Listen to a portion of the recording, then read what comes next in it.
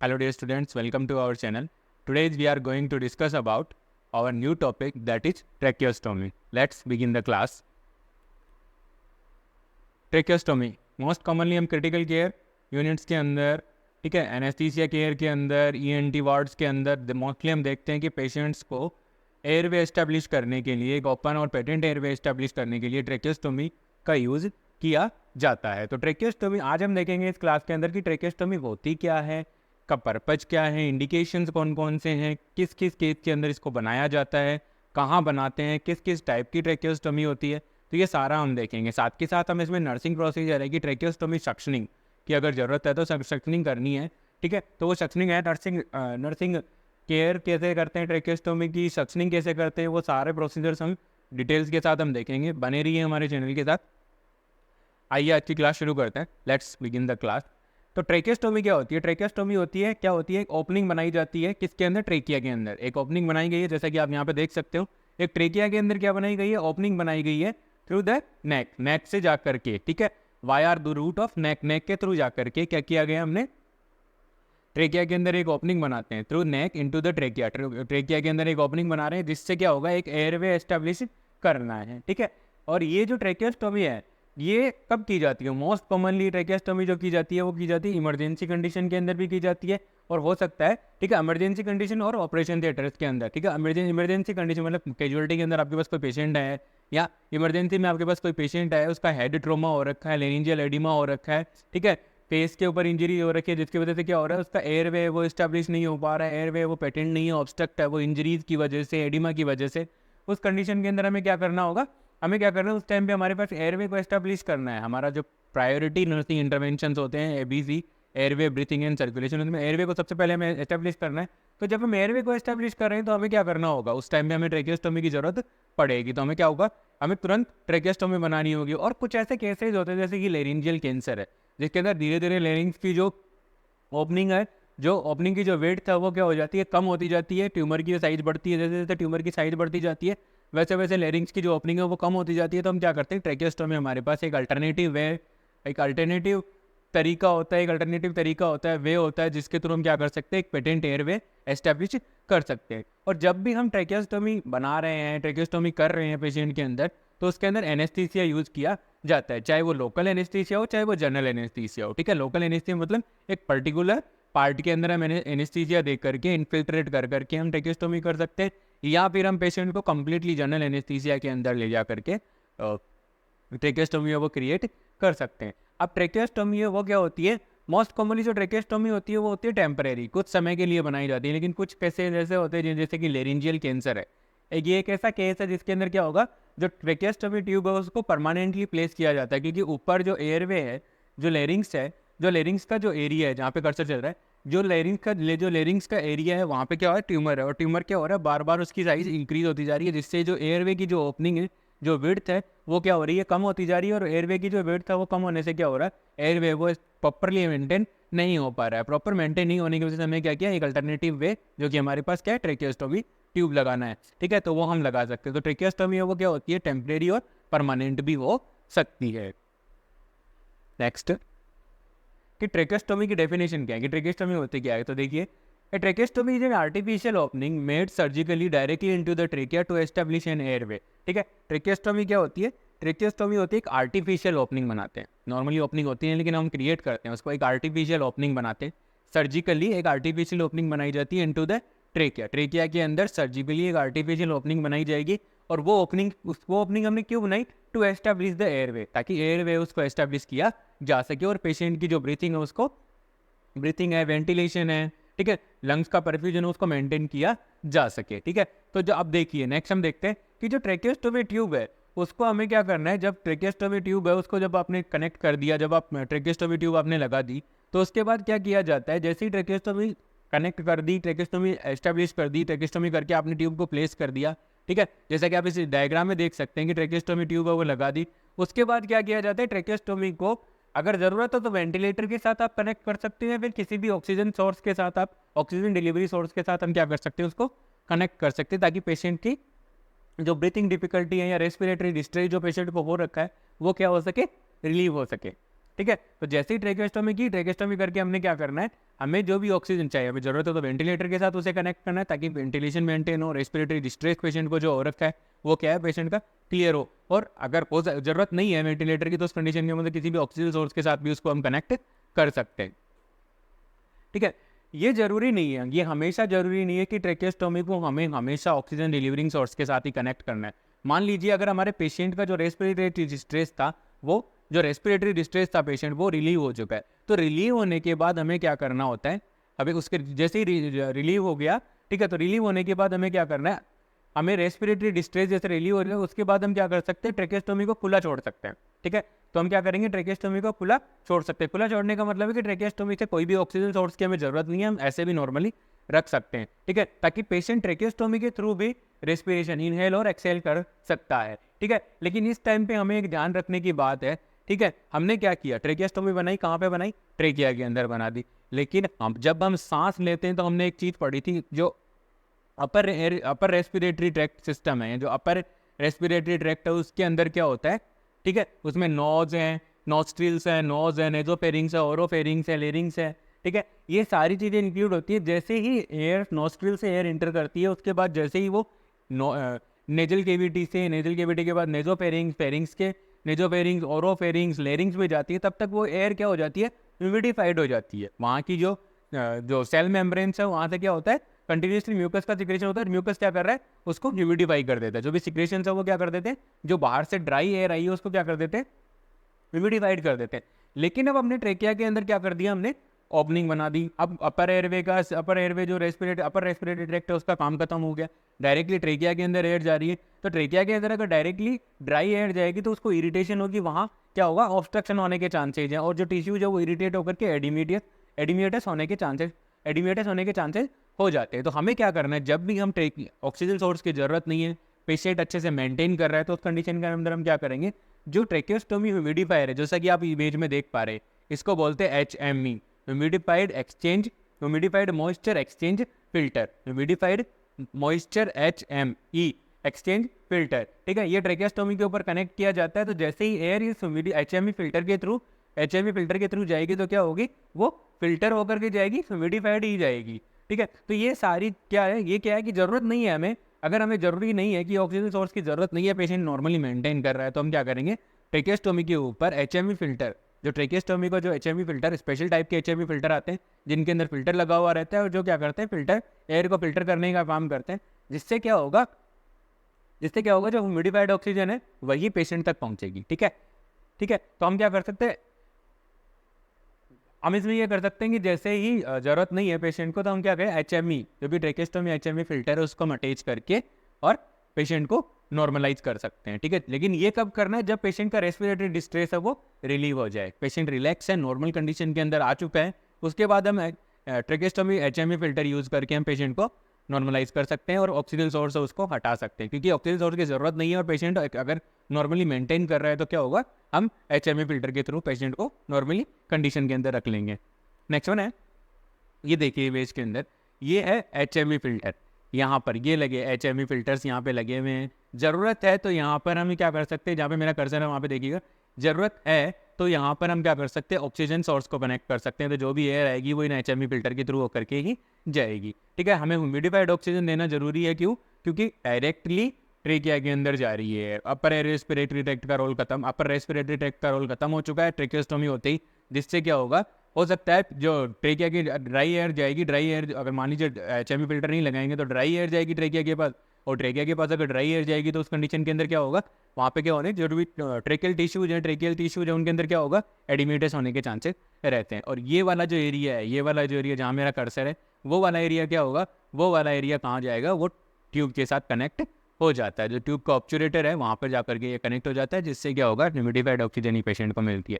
इस इमेज में आप देख सकते हैं बच्चे के अंदर ट्रेकियोस्टोमी की गई है और उसके ऊपर tracheostomy HME humidified moisture exchange filter है, उसका यूज करके नॉर्मल छोड़ा गया है। ठीक है, यहाँ पे कोई भी ऑक्सीजन सोर्स है उसको जरूरत नहीं है, पेशेंट का जो रेस्पिरेटरी डिस्ट्रेस था वो रिलीव हो गया, उसके बाद हम ऐसी कंडीशन के अंदर पेशेंट को रख सकते हैं। आई होप मेरे द्वारा प्रोवाइड किए जा रहे कंटेंट आपकी नर्सिंग ऑफिसर रिक्रूटमेंट एग्जामिनेशन की प्रिपरेशन में आपकी हेल्प कर रहे होंगे। प्लीज़ इस चैनल को ज़्यादा से ज़्यादा सपोर्ट कीजिए और ज़्यादा से ज़्यादा शेयर कीजिए। नेक्स्ट वन है इंडिकेशन ऑफ ट्रेकेस्टोमी की। ट्रेकेस्टोमी की जरूरत क्यों है, इंडिकेशन है ट्रेकेस्टोमी की जरूरत क्यों है। तो ट्रेकेस्टोमी की जरूरत है क्यों है, फर्स्ट वन हमारा जो इंडिकेशन है वो ये कह रहा है obstruction in mouth and throat. अगर ऑरल केविटी के अंदर कोई ऑब्स्ट्रक्शन है या थ्रोट के अंदर कोई ऑब्स्ट्रक्शन है तो उस कंडीशन के अंदर क्या होगा, अपर रेस्पिरेटरी ट्रैक्ट के अंदर क्या हो गया, ऑब्स्ट्रक्शन हो गया। ऑब्स्ट्रक्शन होगा तो लंग्स के पास एयर नहीं जाएगी क्योंकि अपर रेस्पिरेटरी ट्रैक्ट में क्या हो रहा है, कंप्लीटली ऑब्स्ट्रक्शन हो रखा है, जिस वजह से पेशेंट को क्या होगा, रेस्पिरेटरी डिस्ट्रेस होगा। तो उस रेस्पिरेटरी डिस्ट्रेस को हमें रिलीव करने के लिए हमें क्या करना होगा, ट्रेकेस्टोमी क्रिएट करनी होगी। ठीक है, और नेक्स्ट हमारा जो इंडिकेशन है वो है, हो सकता है कोई ओरल बक्कल केविटी की कोई सर्जरी हो रखी है, ठीक है, या फिर कोई थ्रोट की सर्जरी हो रखी है, ठीक है, नेक डिसेक्शन वगैरह हो रखी है। उस कंडीशन के अंदर क्या हो सकता है, हमें क्या करना है, पेशेंट को ट्रेकेस्टोमी लगा करके रखनी है। हेड एंड नेक सर्जरी के केस में भी हमें पेशेंट को क्या करना है, ट्रेकेस्टोमी ट्यूब लगा करके रखना है। और अगर हमें लंबे समय तक के लिए पेशेंट को वेंटिलेटर सपोर्ट देना है, ठीक है, अगर हमें लंबे समय तक के लिए पेशेंट को वेंटिलेटर सपोर्ट देना है तो उस कंडीशन के अंदर हम क्या करेंगे, ट्रेकेस्टोमी ही अप्लाई करेंगे। और ट्रेकेस्टोमी से ही हम पेशेंट को लंबे समय तक क्या रख पाएंगे, वेंटिलेटर के ऊपर रख पाएंगे। और मान लीजिए किसी पेशेंट को ब्रीथिंग डिफिकल्टी है, पेशेंट को ब्रीथिंग डिफिकल्टी है किसी भी रीज़न की वजह से, चाहे वो इंजरी हुई है, ट्रोमा हुआ है, एडिमा हो रखा है, कोई भी पल्मोनरी डिजीज कंडीशन है, उस सब कंडीशंस के अंदर हम क्या, उन सब कंडीशंस को रिलीव करने के लिए, पेशेंट के रेस्पिरेटरी डिस्ट्रेस को, ब्रीथिंग डिफिकल्टी को, इनको रिलीव करने के लिए हम क्या करेंगे, ट्रेकेस्टोमी क्रिएट कर देते हैं, जिससे क्या होता है, पेशेंट का जो रेस्पिरेटरी डिस्ट्रेस है वो रिजॉल्व हो जाता है, ब्रीथिंग डिफिकल्टी है वो रिलीव हो जाती है। नेक्स्ट देखिएगा, पर्पज ऑफ ट्रेकेस्टोमी की। पर्पज, ट्रेकेस्टोमी का पर्पज क्या है, क्यों ट्रेकेस्टोमी बना रहे हैं हम, ट्रेकेस्टोमी बनाने का हमारा मेन पर्पज क्या है। ठीक है, हमारा ट्रेकेस्टोमी बनाने का मेन पर्पज है कि हमें एक पेटेंट एयरवे एस्टेब्लिश करना है। अगर एयरवे नहीं होगा तो पेशेंट उसकी डेथ हो सकती है, सीधी बात है। ठीक है, तो हमें क्या करना है, पेशेंट के अंदर एक पेटेंट एयरवे हमें एस्टेब्लिश करना है ताकि पेशेंट की रेस्पिरेटरी डिफिकल्टी उसको हम क्या कर पाए, रिलीव कर पाए। नेक्स्ट है, हमें ट्रेकियोब्रोंकियल सिक्रेशंस है। मान लीजिए ओरल केविटी के अंदर कोई ऑब्स्ट्रक्शन हो, ट्रेकिया ब्रोंकियल ट्री के अंदर क्या हो रखा है, सिक्रेशंस का अक्यूमुलेशन हो रखा है, तो हम वहाँ से सिक्रेशंस नहीं कर सकते, वहाँ से सिक्रेशंस हम नहीं कर पाएंगे, तो इसीलिए हमें क्या करना होगा, ट्रेकेस्टोमी क्रिएट करनी होगी। ठीक है, to bypass the upper airway obstruction. मान लीजिए लेरिंग्स के अंदर या ओरोफेरिंग्स या नेजल केविटी के अंदर कोई ट्यूमर है जिसकी वजह से क्या हो रहा है, ऑब्स्ट्रक्शन हो रहा है, अपर रेस्पिरेटरी ट्रैक्ट के अंदर क्या हो रखा है, ऑब्स्ट्रक्शन हो रखा है। तो अब उस ऑब्स्ट्रक्शन को हमें क्या करना होगा, बाईपास करना है। बाईपास करने का मतलब है कि हमें दूसरा छोटा रास्ता बनाना पड़ेगा, मतलब ट्रेकेस्टोमी में बनाएंगे, जिससे क्या होगा, रेस्पिरेटरी जो डिफिकल्टी है वो रिलीव हो जाती है। ठीक है, साथ ही साथ जो अनकॉन्शियस पेशेंट्स होते हैं उनके अंदर जो ट्रेकियोब्रोंकियल सिक्रेशंस होते हैं उनको बाहर निकालने के लिए हमें ट्रेकेस्टोमी करनी पड़ती है। साथ ही साथ किसी अनकॉन्शियस पेशेंट के अंदर जो गैस्ट्रिक कंटेंट्स होते हैं, ठीक है, अनकॉन्शियस पेशेंट्स के अंदर जो गैस्ट्रिक कंटेंट्स होते हैं उनका जो रिगर्जिटेशन हो रहा है, तो उस टाइम पे अगर एस्पिरेशन का रिस्क रहता है, रिगर्जिटेशन के अंदर क्या होता है, एस्पिरेशन का क्या होगा, रिस्क होगा, तो उस एस्पिरेशन या उस रिस्क ऑफ एस्पिरेशन को मिनिमाइज करने के लिए, प्रिवेंट करने के लिए हमें क्या करना होगा, ट्रेकेस्टोमी हम कर सकते हैं। ठीक है, और मैकेनिकल वेंटिलेटर, अगर लंबे समय तक हमें पेशेंट को वेंटिलेटर के ऊपर रखना है, मैकेनिकल वेंटिलेटर के ऊपर रखना है, ठीक है, तो उस कंडीशन के अंदर क्या यूज़ कर सकते हैं, ट्रेकेस्टोमी यूज करी जा सकती है। आई होप मेरे द्वारा प्रोवाइड किए जा रहे कंटेंट आपको समझ में आ जाएंगे। प्लीज़ अगर किसी भी स्टूडेंट को इस क्लास से रिलेटेड कोई भी डाउट है, प्लीज़ मुझे कमेंट सेक्शन में जरूर बताएं, मैं डेफिनेटली इसका आंसर करूँ। नेक्स्ट हमारा टाइप ऑफ ट्रेकेस्टोमी की। ट्रेकेस्टोमी के कौन कौन से टाइप होते हैं, तो ट्रेकेस्टोमी के टाइप्स की बात करें तो दैट आर फॉलोइंग, जैसे जैसे कि मैं पढ़ता जाऊँ या जैसे मैं आपको टीचिंग बताता जाऊँ, लेक्चर करता जाऊँ। ठीक है, अब देखिएगा, नोट कीजिएगा, ये सारे टाइप है वो कॉमनली पूछे जाते हैं एग्जाम्स के अंदर। ठीक है, तो हाई ट्रेकेस्टोमी, फर्स्ट वन हमारा जो टाइप है वो है हाई ट्रेकेस्टोमी।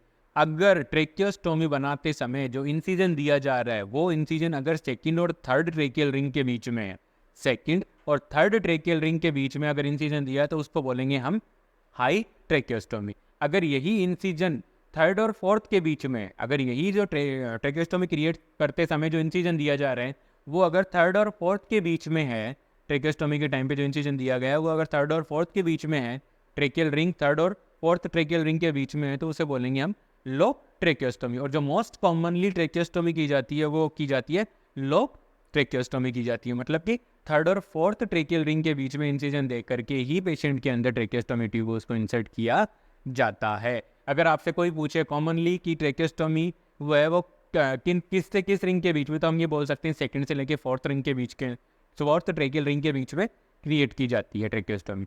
नेक्स्ट वाला ट्रेकेस्टोमी का टाइप है टेम्परेरी। अगर ट्रेकेस्टोमी 14 से 21 दिन मतलब एक कुछ समय के लिए, 2 से 3 हफ्ते के लिए अगर क्रिएट की गई है तो उसको बोलेंगे टेम्परेरी। और अगर वो 3 हफ्ते से ज़्यादा या 21 दिन से ज़्यादा टाइम के लिए आपको ट्रेकेस्टोमी रख रहे हो तो उसको हम बोलेंगे परमानेंट ट्रेकेस्टोमी। ठीक है, नेक्स्ट ट्रेकेस्टोमी का टाइप है वो आता है इमरजेंसी ट्रेकेस्टोमी। इमरजेंसी ट्रेकेस्टोमी का मतलब है कैजुअलिटी के अंदर पेशेंट आया, इमरजेंसी कंडीशन के अंदर पेशेंट है, हेड एंड नेक ट्रॉमा उसको हो रखा है, severe head and neck trauma है, उस कंडीशन के अंदर पेशेंट का रेस्पिरेटरी जो अपर रेस्पिरेटरी ट्रैक्ट है वो क्या हो रखी है, पूरी तरह से इंजर्ड हो रखी है, पेशेंट को रेस्पिरेटरी डिस्ट्रेस है। उस कंडीशन के अंदर अगर हम बनाते हैं, ट्रॉमा है, बर्न के केस है, एक्सीडेंट के केस के अंदर अगर हम ट्रेकेस्टोमी बना रहे हैं एयरवे को मेंटेन, पेटेंट एयरवे मेंटेन करने के लिए, तो उसको बोलेंगे हम इमरजेंसी ट्रेकेस्टोमी। और इलेक्टिव ट्रेकेस्टोमी, नेक्स्ट वन है इलेक्टिव ट्रेकेस्टोमी। तो अगर पेशेंट को लेरिंजियल कैंसर है, ट्यूमर की साइज जैसे जैसे लेरिंग्स के ट्यूमर की साइज बढ़ती जा रही है वैसे वैसे लेरिंग्स की जो विड्थ है वो कम होती जा रही है, एयरवे है उसको कम विड्थ का वो कम हो गई, एयरवे की विड्थ कम हो गई, जिसकी वजह से क्या होगा, पेशेंट को रेस्पिरेटरी डिफिकल्टी, ब्रीथिंग डिफिकल्टी होगी। तो उनको रिलीव करने के लिए हम एक प्लांट ट्रेकेस्टोमी कर सकते हैं। प्लांट ट्रेकेस्टोमी एक इलेक्टिव ट्रेकेस्टोमी कर सकते हैं लेरिंजियल कैंसर के केस के अंदर, उसे बोलते हैं इलेक्टिव ट्रेकेस्टोमी। तो यहाँ पे हमने देखे हैं आज ट्रेकेस्टोमी के टाइप। तो पहला टाइप था high tracheostomy, second one type था हमारा लो ट्रेकेस्टोमी, उसके बाद थर्ड वन टाइप था temporary, fourth one permanent, fifth one emergency और सिक्स वन है इलेक्टिव ट्रेकेस्टोमी। ये ट्रेकेस्टोमी के टाइप है। और जो मोस्ट कॉमन जो ट्रेकेस्टोमी की जाती है वो कौन सी ट्रेकेस्टोमी की जाती है, लो ट्रेकेस्टोमी। थर्ड और फोर्थ ट्रेकियल रिंग के बीच में इंसिजन दे करके ट्रेकेस्टोमी ट्यूब उसको इंसर्ट किया जाता है, किसमें, ट्रेकिया के अंदर। ठीक है, तो ये सारे थे हमारे टाइप्स ऑफ ट्रेकेस्टोमी। ये देखिए पार्ट्स ऑफ ट्रेकेस्टोमी। तो पार्ट्स ऑफ ट्रेकेस्टोमी की बात कर रहे हैं तो ये वाला तो कहलाता है आपका ऑब्चुरेटर, ठीक है, जो कि इसके अंदर लगेगा, और ये कहलाता है इनर कैनुला। इनर कैनुला के बाद आ गया आपका ये ट्यूब है। अब इस ट्यूब के अंदर क्या है, देखिए शाफ्ट है, फ्लैग है, फ्लैंज और कफ है। कफ है उसको भी इन्फ्लेट करके, उसको इन्फ्लेट करने के लिए जैसा कि एंडोट्रेकियल ट्यूब के अंदर था क्या था, पायलट बैलून। ये सारे क्या है, parts of tracheostomy tube. I hope images का यूज़ करके मैं आपकी इमेज बेस्ड क्वेश्चन की प्रिपरेशन भी साथ में लेकर के चल रहा हूँ। प्लीज़ अगर आपको किसी भी टॉपिक से रिलेटेड कोई भी डाउट है प्लीज़ मुझे कमेंट सेक्शन में ज़रूर बताइएगा। नेक्स्ट वन है ट्रेकेस्टोमी इंटरवेंशन। की ट्रेकेस्टोमी अगर है पेशेंट को तो उस कंडीशन के अंदर हम कौन कौन से इंटरवेंशन हैं, कौन कौन सी की पॉइंट्स हैं, उनका हमें ध्यान रखना है। ठीक है, तो सबसे पहले जब भी हम पेशेंट के अंदर ट्रेकेस्टोमी बना रहे हैं उस समय हमें क्या करना है, सबसे पहले पेशेंट के रेस्पिरेशन को असिस्ट करना है, साथ ही साथ पेशेंट के ब्रिथ साउंड को, बाइलेटरल ब्रीथिंग साउंड्स को हमें क्या करना है, असिस्ट करना है कि दोनों लंग्स के अंदर ब्रीथिंग साउंड है वो कैसे आ रहे हैं। उसके बाद हमें ट्रेकेस्टोमी बनाने से पहले हमें क्या करना होगा, एबीजी एनालिसिस करवाना होगा। ठीक है, एबीजी एनालिसिस करवाना होगा। एबीजी एनालिसिस करके हम देखेंगे कि क्या नीड है, पेशेंट को रेस्पिरेटरी डिस्ट्रेस है, रेस्पिरेटरी एसिडोसिस के सिम्टम्स हैं और वो रिलीव नहीं हो पा रहे हैं, तो उस कंडीशन के अंदर हम क्या करेंगे, पेशेंट को ट्रेकेस्टोमी क्रिएट करेंगे। ठीक है, साथ के साथ हम पल्स ऑक्सीमीटर को मॉनिटर करेंगे कि पेशेंट कितना सेचुरेशन मेंटेन कर पा रहा है। मान लीजिए बहुत ही लो लेवल है, 75 80 के बीच में है, तो हम क्या करेंगे, पेशेंट को ट्रेकेस्टोमी क्रिएट कर सकते हैं। उसके बाद हमें क्या करना है, जब हम पेशेंट को ट्रेकेस्टोमी बना देते हैं तो हमें पेशेंट को क्या करना होगा, पेशेंट को हमें बताना होगा कि आपको डीप ब्रीथिंग और कपिंग एक्सरसाइजेज करनी है। डीप ब्रीथिंग और कपिंग एक्सरसाइजेज से क्या होगा, एटिलैक्टेसिस है, निमोनिया है, ठीक है, इन सारी चीज़ों को हम क्या कर पाएंगे, प्रिवेंट कर पाते हैं। तो हमें क्या करना है, जैसे ही ट्रेकेस्टोमी हो जाती है उसके बाद पेशेंट को इंस्ट्रक्ट करना है कि आपको डीप ब्रीथिंग और कपिंग एक्सरसाइज है वो एक रेगुलर इंटरवल के ऊपर आपको करनी है। ट्रेकेस्टोमी के पेशेंट को हमें सेमी फाउलर्स और हाई फाउलर्स पोजीशन के अंदर मेंटेन करना है, क्योंकि इन दोनों पोजीशंस के अंदर जो थोरेसिक कैविटी है उसका वॉल्यूम है वो बढ़ जाता है और लंग्स है वो पूरी तरह से एक्सपेंशन एंड रिकॉइल हो पाते हैं। तो हमें जब भी कोई आपसे पूछे, यहाँ पे एग्जामिनर पूछ सकता है कि ट्रेकेस्टोमी के बाद या ट्रेकेस्टोमी के दौरान पेशेंट को कौन सी पोजीशन देते हैं। ठीक है, तो ट्रेकेस्टोमी के पेशेंट को हमें पोजीशन कौन सी देनी है, सेमी फाउलर्स या हाई फाउलर्स पोजीशन देनी है। ठीक है, नेक्स्ट हमें क्या करना है, नेक्स्ट हमें देखना है कि जब हम ट्रेकेस्टोमी बना देते हैं तो उसके बाद हमें देखना है कि क्या स्टोमा, जो स्टोमा है हमारा, स्टोमा का मतलब क्या होता है, प्लीज़ मुझे कमेंट सेक्शन में जरूर बताइए। ठीक है, जो स्टोमा है जहाँ से हमने ट्रेकेस्टोमी क्रिएट की है, जो स्टोमा हमने बनाया है उस स्टोमा से कोई ब्लीडिंग तो नहीं हो रही, पेशेंट को कोई ब्रीथिंग डिफिकल्टी तो नहीं है, पेशेंट के ब्रीथिंग साउंड्स कैसे हैं, ठीक है, कोई क्रिपिटस तो नहीं है, नेक के अराउंड में कोई क्रिपिटस तो नहीं है।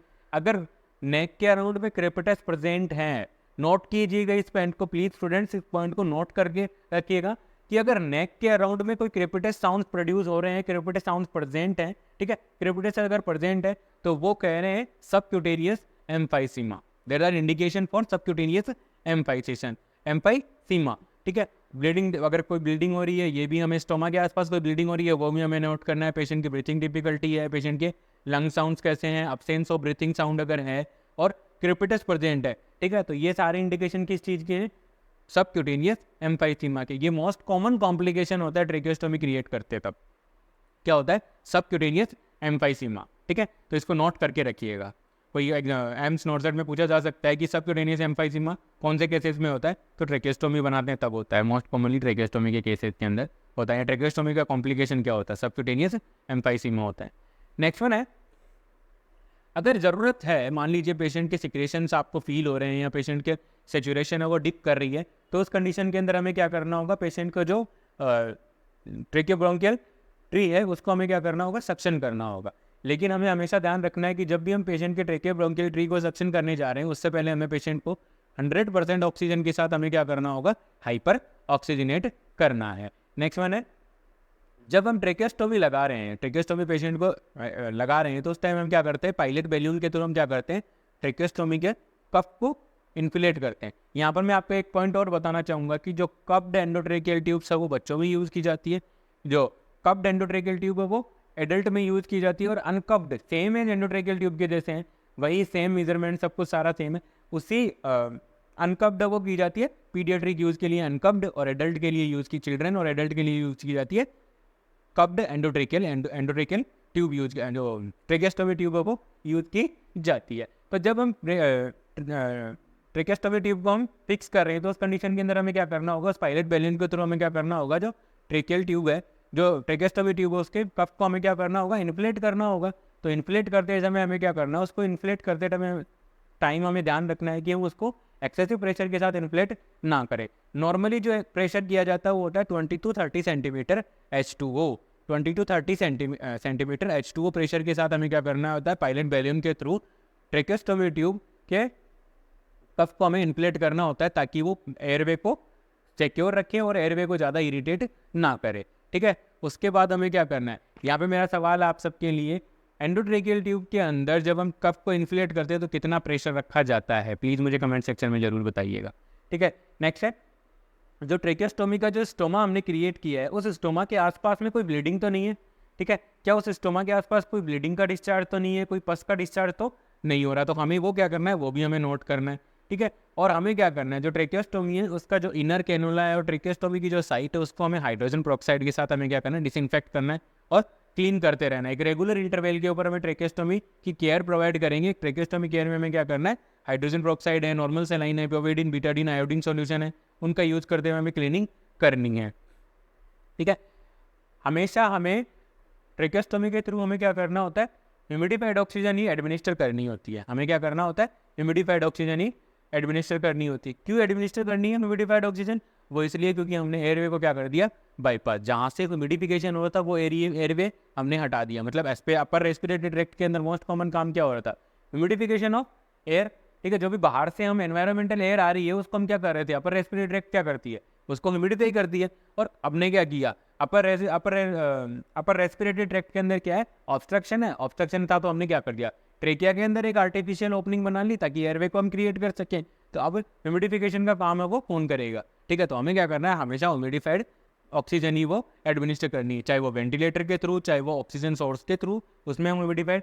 अगर ज़रूरत नहीं है पेशेंट को ऑक्सीजन सोर्स की, वेंटिलेटर की, तो हम क्या कर सकते हैं, HMB, humidified moisture exchange filter, tracheostomy filter है, उनका यूज़ करके हम पेशेंट को ह्यूमिडिफाइड ऑक्सीजन को प्रोवाइड कर सकते हैं, ठीक है। अगर ह्यूमिडिफाइड ऑक्सीजन नहीं देंगे तो ट्रेकियल टिश्यू जब वो क्या होंगे, इरिटेट होंगे, एडिमेटेस होंगे, स्वेलन करने लग जाएंगे वो, और एक्सेसिव सिक्रेशंस का प्रोडक्शन करेंगे जिससे पेशेंट को ब्रीथिंग डिफिकल्टी बार बार होती रहेगी। तो उन सबको प्रिवेंट करने के लिए हमें क्या करना है, रेगुलर इंटरवल के ऊपर हमें सक्शनिंग भी करनी है, क्योंकि जब भी आप ट्रेकियोस्टोमी इनिशियली जब ट्रेकियोस्टोमी जब क्रिएट कर दी जाती है तो जो इनिशियल पीरियड होता है, जो स्टार्टिंग पीरियड होता है पोस्ट ट्रेकियोस्टोमी, उसके अंदर क्या होता है, बहुत ज़्यादा सिक्रेशंस का प्रोडक्शन होता है। धीरे धीरे टिश्यू जो उसको अडॉप्ट कर लेते हैं और सिक्रेशंस है वो क्या हो जाते हैं, कम हो जाते हैं। नेक्स्ट वन है, ड्यूरिंग, जब भी आप ट्रेकियोस्टोमी ट्यूब को चेंज कर रहे हो, ठीक है, जब भी हम ट्रेकियोस्टोमी ट्यूब को चेंज करते हैं तो आपने देखा होगा, ये यहाँ पे इमेज में देखिएगा जहाँ मेरा कर्सर है, वहाँ से हम यहाँ से, जहाँ से मेरा कर्सर है वहाँ पे देखिए, वहाँ पे एक ओपनिंग बनी हुई है दोनों साइड में, वहाँ से हम क्या करते हैं, टाइज को इंसर्ट करके लेके आते हैं, ठीक है। वहाँ से हम क्या करते हैं, टाई रखते हैं, और टाई को हम क्या करते हैं गर्दन के साथ या साइड में, गर्दन के साइड में हम उनको क्या कर देते हैं, टाई कर देते हैं, ताकि ट्रेकेस्टोमी फिक्स, जो ट्रेकेस्टोमी ट्यूब है वो फिक्स रहे और वो डिसलॉक्ड ना हो। तो जब भी हम टाइज को चेंज कर रहे हैं तो उस कंडीशन के अंदर हमें क्या करना है, सबसे पहले हमें नई टाई लगानी है, और नई टाई फिक्स होने के बाद ही हम क्या करेंगे, जो पुरानी टाई है उसको कट करके निकालेंगे। ऐसा नहीं है कि पुरानी पहले हटा रहे हो और उसके बाद हम क्या कर रहे हैं, नई लगा रहे हैं। इस काम को करते समय अगर आपने पुरानी टाई को पहले कट कर दिया और नई टाई को बाद में लगा रहे हो, तो उस कंडीशन के अंदर क्या हो सकता है आपकी ट्यूब वो डिसलॉक्ड हो जाए, ट्यूब वो बाहर निकल करके आ जाए। तो इस चीज़ को प्रिवेंट करने के लिए हमें क्या करना है, हमें हमेशा क्या करना है, पुरानी टाई को पहले नई टाई को हमें सबसे पहले लगाना है, उसके बाद जो पुरानी टाई है उसको हमें क्या करना है, कट करना है। और जब भी हम ट्रेकेस्टोमी ट्यूब के अंदर सक्शनिंग वगैरह कर रहे हैं या टाई चेंज कर रहे हैं या फिर कोई भी नर्सिंग केयर प्रोवाइड कर रहे हैं, तो उस कंडीशन के अंदर हमें क्या करना है, एक जो रिससिटेशन इक्विपमेंट्स होते हैं, अम्बू बैग होता है, ठीक है, सेम साइज की ट्रेकेस्टोमी ट्यूब है, ठीक है, कैनुला है, ऑब्चुरेटर है, ये सारे हमें क्या करना है, पेशेंट के बेड के साइड में रखने। क्यों रखने? मान लीजिए आप क्लीनिंग कर रहे थे, क्लीनिंग करते टाइम आपसे बाई मिस्टेक ट्यूब वो डिसलॉक हो गई, तो हमें क्या करना होगा, तुरंत नई ट्यूब डालनी होगी, नई ट्यूब डाल करके हम पेशेंट को वेंटिलेट करना होगा, ठीक है। कोई भी अनफॉर्चुनेट सिचुएशन को प्रिवेंट करने के लिए हमें क्या करना होगा, हमें पहले से हमें क्या करना होगा, प्रिपरेशन करके रखनी होती है, ठीक है। तो ये ट्रेकेस्टोमी के अंदर हमें क्या करना है, रिससिटेशन जो इक्विपमेंट्स है वो हमेशा हमें बेड साइड रखने हैं जब भी पेशेंट को ट्रेकेस्टोमी है या ट्रेकेस्टोमी केयर प्रोवाइड कर रहे हैं, ठीक है। इन केस अगर डिसलॉक होती है तो हम क्या करेंगे, नई ट्यूब डाल करके पेशेंट को एक बार मैन्युअली वेंटिलेट करेंगे एम्बू बैग के साथ, जिससे पेशेंट का क्या होगा, ऑक्सीजन सैचुरेशन वो मेंटेन हो जाता है। आज की क्लास में इतना ही। आई होप मेरे द्वारा प्रोवाइड किए जा रहे कंटेंट आपकी नर्सिंग ऑफिसर रिक्रूटमेंट एग्जामिनेशन की प्रिपरेशन में आपको हेल्पफुल होंगे। Please like, share and subscribe. Thank you so much.